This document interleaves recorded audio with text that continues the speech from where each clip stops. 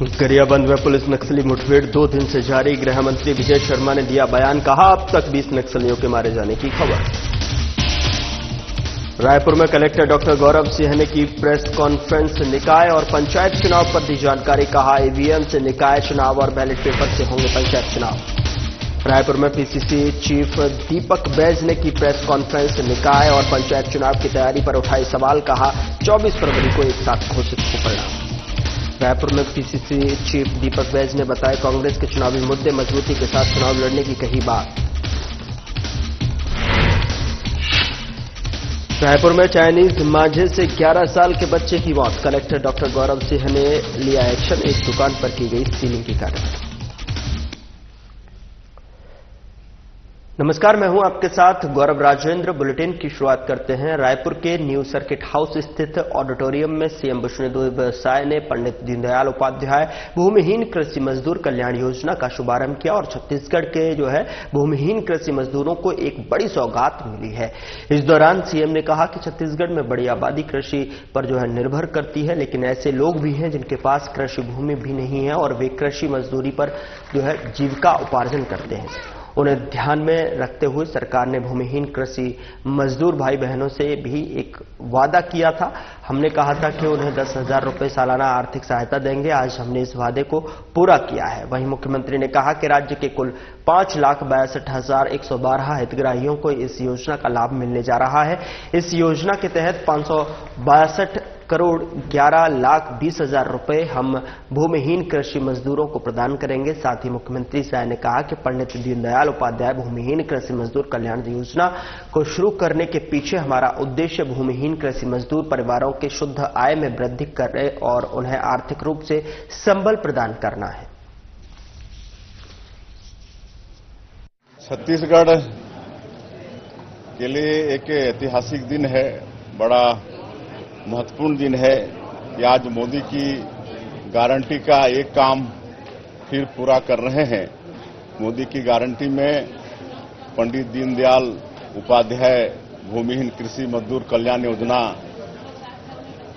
का वादा था और आज मुझे बताते हुए खुशी हो रही है कि आज प्रत्येक विधानसभा में कार्यक्रम आयोजित करके और हर कार्यक्रम में हमारे प्रदेश के मंत्रीगण, सांसदगण, विधायकगण और निर्वाचित जनप्रतिनिधिगण हैं और उनकी उपस्थिति में और यहाँ आज रायपुर में हमारे प्रदेश के राजस्व मंत्री श्री टंकराम वर्मा जी, हमारे विधायकगण उपस्थिति में पूरे प्रदेश में 5,62,112 भूमिहीन कृषि मजदूर हैं।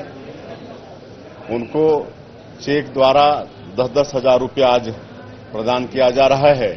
तो मैं सभी 5,62,112 हितग्राहियों को बहुत बहुत बधाई देता हूं, शुभकामनाएं देता हूं।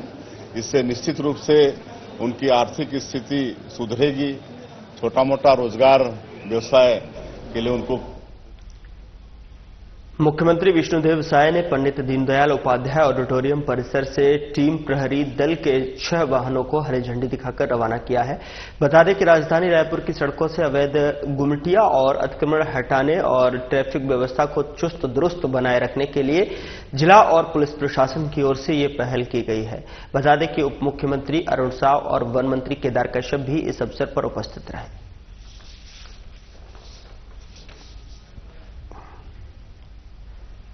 उधर सारंगढ़ बिलाईगढ़ जिला मुख्यालय में सीएम विष्णुदेव साय ने विकास कार्यों का लोकार्पण और शिलान्यास किया। उन्होंने इस अवसर पर किसानों के सिंचाई विद्युत पंप सहायता योजना का नाम डॉक्टर खूबचंद बघेल किसान विद्युत सहायता योजना करने की घोषणा भी की है। वहीं सीएम साय ने संबोधित करते हुए कहा कि छत्तीसगढ़ सरकार 15 फरवरी तक धान खरीदी के मूल्य के अंतर की राशि किसानों को एक मुश्त देगी और इसका निर्णय कैबिनेट बैठक में ले लिया गया है और इसका लाभ राज्य के लगभग 27 लाख किसानों को होगा। और मुख्यमंत्री ने सारंगढ़ बिलाईगढ़ जिले को 137.41 करोड़ रुपए के विकास कार्यों की सौगात दी, तो वहीं 47.87 करोड़ के 84 कार्यों का लोकार्पण और 89.54 करोड़ रुपए के भूमि पूजन कार्य शामिल है।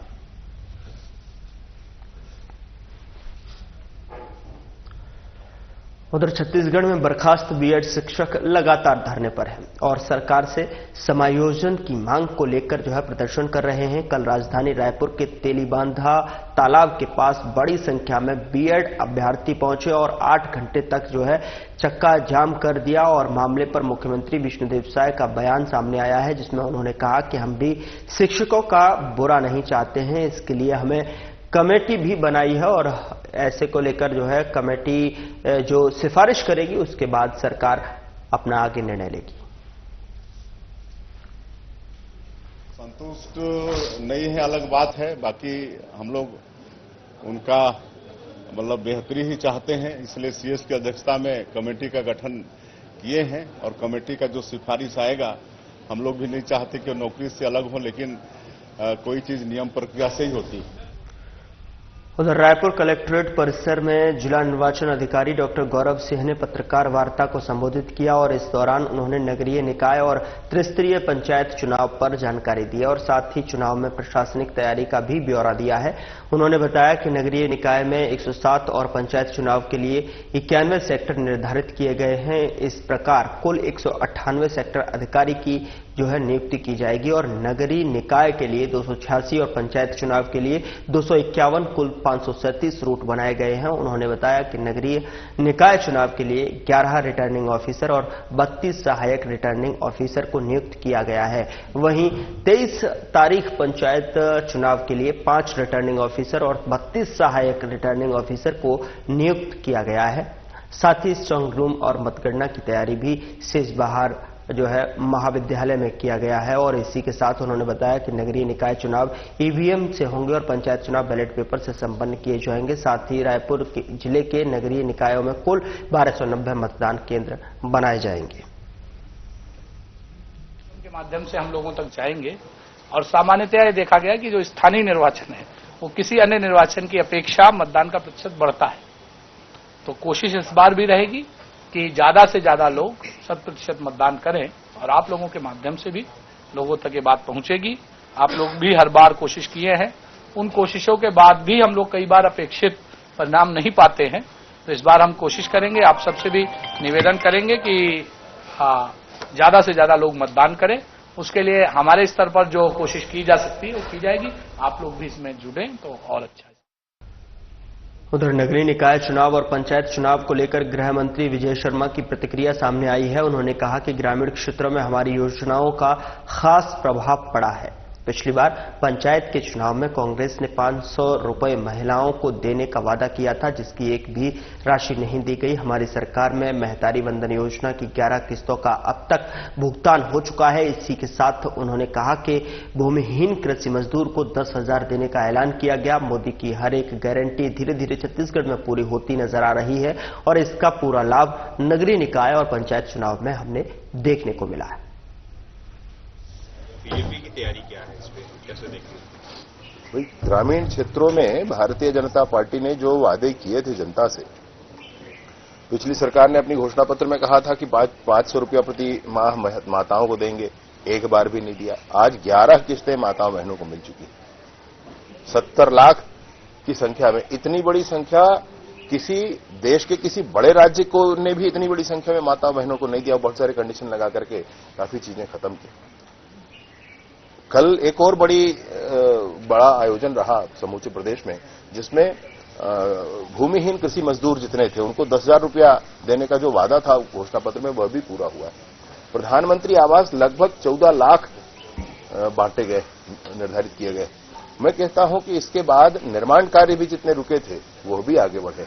नगरीय क्षेत्रों में तो विकास कार्यों की गति ही नहीं पकड़ पाई कभी कांग्रेस की सरकार में, और इस बार अद्भुत काम नगरीय क्षेत्रों में भी हो रहे हैं।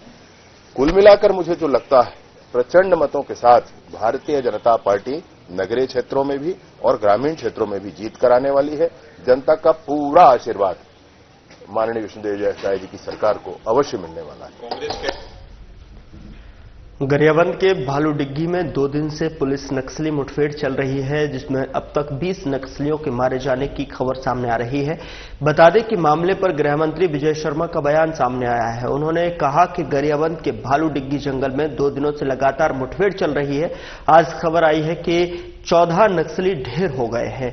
हमारे जवान लगातार नक्सलवाद का खात्मा कर रहे हैं। इसमें डीआरजी, सीआरपीएफ के जवान और इसी के साथ उन्होंने बताया कि 1 करोड़ का इनामी नक्सली भी इस दौरान जो है मारा गया है। आपको बता दें कि छत्तीसगढ़ में विष्णुदेव साय की सरकार आने के बाद लगातार नक्सलवाद के खात्मे और जो है की ओर कदम बढ़ रहे हैं और अब तक 260 से ज्यादा नक्सली मारे जा चुके हैं।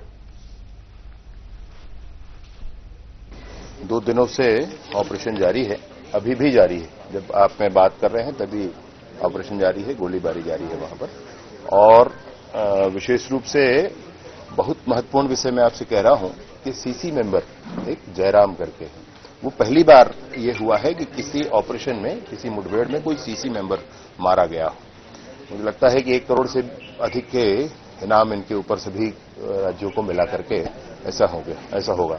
इस तरीके से कुल मिलाकर अभी तक 14 नक्सली इसमें ढेर हुए हैं और अभी ऑपरेशन जारी है। मुझे लगता है कि कुछ और भी सफलता इसमें मिलेगी। हथियार भी इसमें बरामद किए गए हैं। डीआरजी, सीआरपीएफ, कोबरा बटालियन और एसओजी जो ओडिशा का एक ग्रुप है, ये चारों को मिलकर के ओडिशा बॉर्डर पर यह ऑपरेशन था। और बहुत बड़ी सफलता, जब सीसी मेंबर मिले हैं तो वहां पे डीकेएसजेडसी मेंबर भी जरूर होंगे और उनके सिक्योरिटी में लगे हुए सारे लोग थे जो अभी मारे गए। इस ऑपरेशन में आगे और सफलता मिलने की उम्मीद है। अब तक कुल मिलाकर के नई सरकार, माननीय विष्णुदेव जी की सरकार बनने के बाद 260 से अधिक नक्सली मारे गए हैं और 870 से अधिक उसमें आत्मसमर्पण किए हैं और 1000 से अधिक गिरफ्तार किए हैं।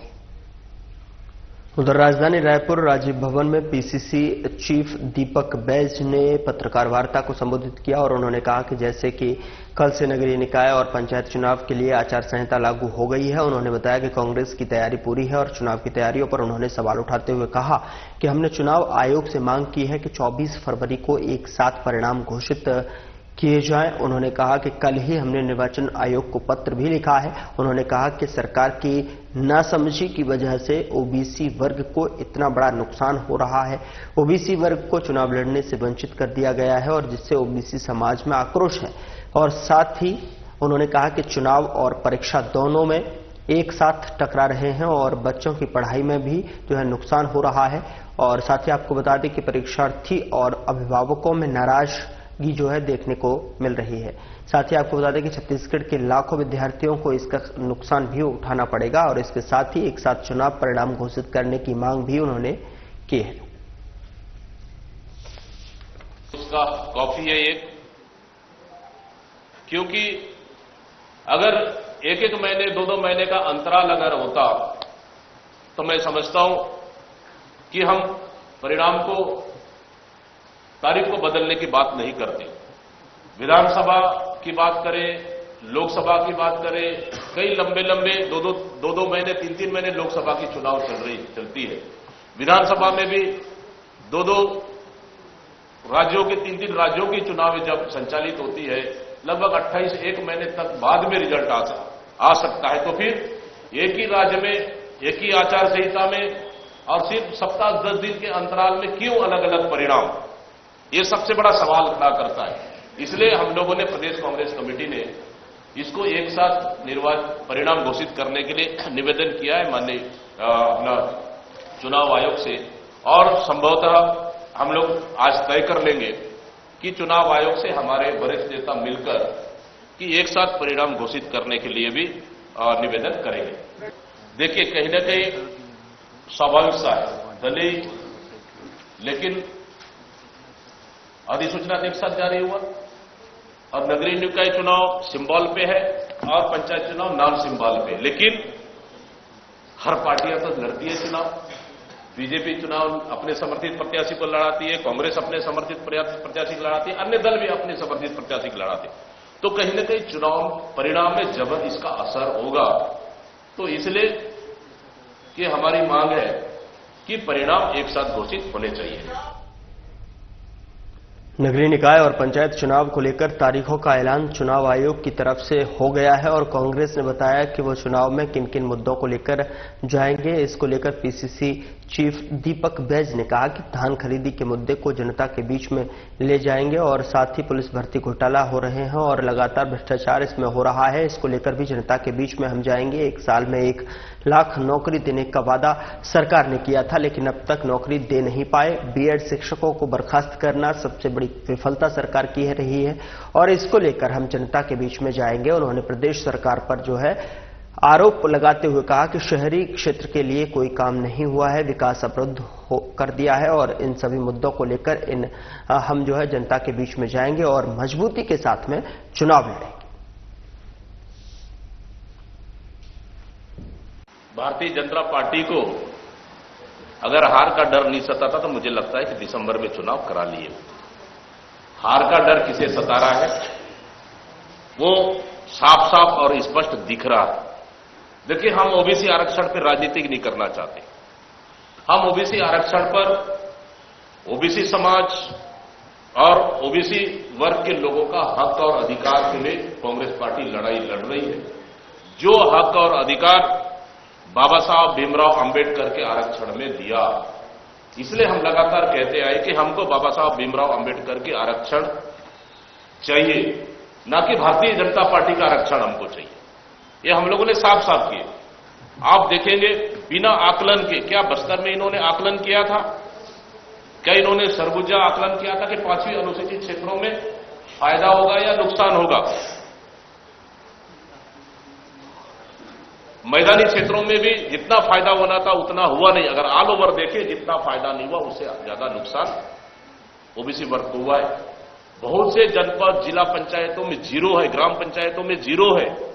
जहां 25% हमारी सरकार में आरक्षण थी वो जीरो हो चुकी है। पंच तक नहीं लड़ पाएंगे, जनपद नहीं लड़ पाएंगे, जिला पंचायत नहीं लड़ पाएंगे, जिला पंचायत अध्यक्ष नहीं बन पाएंगे। फिर मतलब उनकी लड़ाई कांग्रेस पार्टी लड़ रही है। प्रदेश स्तरीय 1 दिवसीय धरना भी दिए, लगातार प्रेस कॉन्फ्रेंस के माध्यम से तमाम बड़े नेता और हम लोग जिला मुख्यालय में प्रेस कॉन्फ्रेंस किए हैं और लगातार हमारी मांग है कि ओबीसी वर्ग को जो आरक्षण पहले था वो आरक्षण मिलना चाहिए।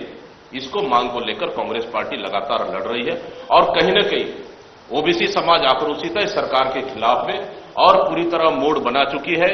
वो भी लगातार आंदोलन, चक्का जाम, प्रदर्शन, प्रेस कॉन्फ्रेंस से लगातार सरकार से मांग कर रहे हैं और हमने तो बल्कि अध्यादेश जारी करने का सरकार से निवेदन किया है और हमने तो विशेष सत्र बुलाने का भी निवेदन किया है। तो क्यों नहीं बुला रहे? विशेष सत्र बुलाना चाहिए, अध्यादेश पारित कर देना चाहिए ताकि ओबीसी वर्ग को इसका लाभ होता। इसलिए कहीं न कहीं सरकार ओबीसी वर्ग में आक्रोशित है और कहीं न कहीं इस समय सरकार को सबक सिखाने के लिए उन्होंने अपना मत बनाया। रायपुर में चाइनीज मांझे ने एक 11 साल के बच्चे की मौत हो गई है। आपको बता दें कि इसको लेकर कलेक्टर डॉक्टर गौरव सिंह ने कहा कि इस प्रकार से प्रतिबंधित चीजों को बेचने वालों पर सख्त से सख्त कार्रवाई की जाएगी। कहीं पर भी कोई प्रतिबंधित चीज बेच रहा है तो आप लोगों के माध्यम से भी उन्हें बताना चाहूंगा कि इस तरह की चीज बेचना प्रतिबंधित है और अगर कहीं पर भी पाया जाता है तो सख्त से सख्त कार्रवाई उन पर की जाएगी और वो सलाखों के पीछे होंगे। आपको बता दें कि इसी के साथ उन्होंने ये भी बताया कि हमारी तरफ से जो है एक टीम भी भेजी गई थी और एक दुकान को सील भी करने की कार्रवाई की गई है। आगे भी इस तरह की कार्रवाई होती रहेंगी। उन्होंने कहा कि चाइनीज मांझा बेचना पूरी तरह से प्रतिबंधित है। चाइनीज मांझे का जो विषय आया है निसंदेह रूप से बहुत ही दुखद है। उसमें हमारा एक बच्चे की भी हम जान गई है। तो जो लोग इस प्रतिबंधित चीजों को बेचने का काम कर रहे हैं वो चाइनीज मांझा ही नहीं कोई भी है।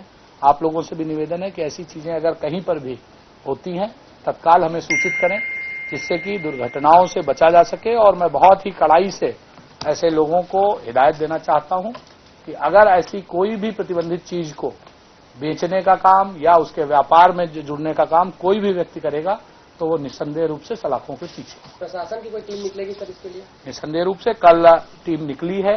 जहां जहां पर भी मिला है एक दुकान को सील भी किया गया है और आगे भी लगातार कार्रवाइयां की जाएंगी। आप सबके माध्यम से मैं ऐसे सभी लोगों से निवेदन कर रहा हूं जो कहीं पर भी कई बार जाने में, कई बार अनजाने में ऐसी चीजों के व्यापार से जुड़े हैं, उससे वो बाज आए, नहीं तो फिर जितनी कठोर से कठोर कार्रवाई हो सकती है वो की जाए। रायपुर में बर्खास्त बीएड शिक्षकों के लगातार प्रदर्शन पर मुख्यमंत्री के बयान पर पलटवार करते हुए पीसीसी चीफ दीपक बैज का बयान सामने आया है। उन्होंने कहा कि समय सीमा देने के बाद कम से कम उस पर सरकार को निर्देश जारी करना चाहिए, लेकिन सिर्फ फॉर्मेलिटी के लिए शिक्षकों को गुमराह करने के लिए कमेटी बना दी गई है। उसमें अभी तक एक बैठक भी नहीं हुई है। लगातार बीएड शिक्षक आंदोलन कर रहे हैं और सरकार की पुलिस महिलाओं के साथ बदसलूकी करते नजर आ रही है। जबकि कमेटी को एक समय सीमा दे देना चाहिए। एक समय सीमा देने के बाद कम से कम उस पर सरकार को निर्णय करना चाहिए, लेकिन सिर्फ फॉर्मेलिटी उन बीएड शिक्षकों को गुमराह करने के लिए एक कमेटी बना दिया गया है और उसमें अभी तक एक बैठकें भी नहीं हुई। न सरकार का उस कमेटी पे ध्यान भी नहीं है और लगातार बीएड शिक्षक आंदोलन कर रहे हैं और सरकार उसको इतनी बर्बरता के साथ कार्रवाई कर रही है। आप अंदाजा लगा सकते हैं कि 12 बजे रात को आप सोशल मीडिया में चल रहा है, वीडियोस चल रहे हैं कि एक महिला हमारे छत्तीसगढ़ के अस्मिता एक महिला कर्मचारियां इतनी आरोप लगा रहे हैं कि सरकार के पुलिस दारू पीकर आके उन्हें कपड़ा फाड़ रहे हैं। मतलब हाथ नहीं लगाना चाहिए महिलाओं को, वो वहां से उठाकर ले जा रहे हैं। मतलब इतनी, शायद मैं शब्दों में बयान नहीं कर पा रहा हूं, मतलब इतनी बर्बरता कि सारे हदें पार कर दी है। आखिर इतनी छूट ये विष्णु के सुशासन में कैसा मिला, हम पूछना चाह रहे हैं। प्रदेश की जनता देख रही है इनकी बर्बरता को, नौकरी से निकालना और ऊपर से उनके ऊपर बर्बरता करना। मैं समझता हूं इस सरकार ने सारे हदें पार कर दी। उनके साथ बुलाती, बैठती, चर्चा करती, क्या दिक्कत है? चर्चा करने को तैयार नहीं।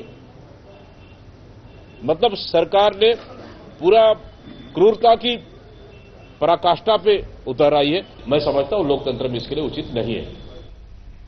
उधर कलेक्टर ऑफिस में जन सुनवाई के दौरान में एक पीड़ित किसान ने आत्महत्या करने की कोशिश की। आपको बता दें कि भोपाल के नाथू बरखेड़ा निवासी शक्कर भाई ने बताया कि मेरे पति कई सालों से कलेक्टर कार्यालय का चक्कर लगा रहे हैं, लेकिन कोई कार्यवाही नहीं होने पर जो है उन्होंने आत्महत्या का प्रयास किया है। वहीं इस मामले की जानकारी देते हुए डीसीपी शालिनी दीक्षित ने बताया कि किसान परिवार सहित आज भोपाल जन सुनवाई में पहुंचा था और उसका लगभग 16 वर्षों से जो है जमीनी विवाद चल रहा है। कई बार किसानों ने जनसुनवाई में पहुंचकर अब कब्जा छुड़वाने की जो शिकायत भी कलेक्टर को की थी, लेकिन आज किसान ने अपने परिवार के साथ में कलेक्टर कार्यालय पहुंचा, जहां उसने आत्महत्या का प्रयास किया। लेकिन गनीमत रही कि मौके पर मौजूद सुरक्षा कर्मियों ने दोनों भाइयों को बचा लिया।